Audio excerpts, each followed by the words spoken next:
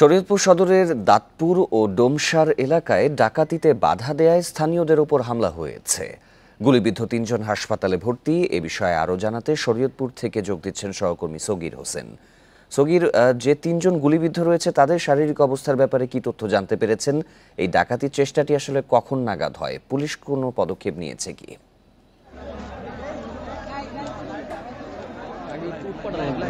পুলিশের পক্ষ থেকে আমি যতটুকু জেনেছি যে মাদারপুর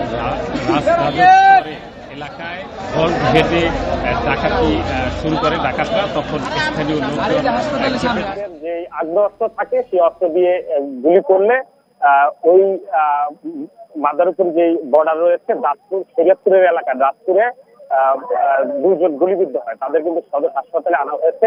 তাছাড়া তারা স্পিড বোট যোগে কিন্তু শরীয়তপুরের প্রায় আমাদের যেই সদর উপজেলা রয়েছে রাজগঞ্জ এবং কোটাপাড়ার এদিকে চলে আসে। তখনই স্থানীয় লোকজন যারা আছে তারা জনগণ তাদের উপর খেপে এবং তাদের তিনজনকে কিন্তু আটক করা হয়েছে। আমরা দেখেছি যে ডোমসারেরও একজন সাধারণ লোক কিন্তু আহত হয়েছেন এই ডাকাতদের গুলিতে।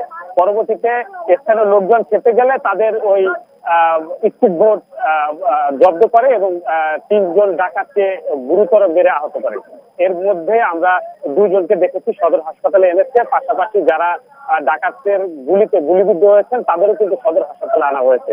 তাদের চিকিৎসা চলছে। একজনের অবস্থা আশঙ্কাজনক, তাকে কিন্তু ঢাকাতে রেফার করা হয়েছে। আমরা যতটুকু জেনেছি যে আমাদের শরীয়তপুর জেলায় কিন্তু ডাকাতির বেড়েই চলেছে। এই বেড়ে যাওয়ার কারণে কিন্তু আজকে সাধারণ যত মানুষ রয়েছিল তারা কিন্তু খেপেছে। আমরা যতটুকু শুনেছি যে 9:30টার দিকে এই ডাকাতরা ডাকাতি শুরু করে এবং তারা আটক হয় প্রায় 10:30টার দিকে।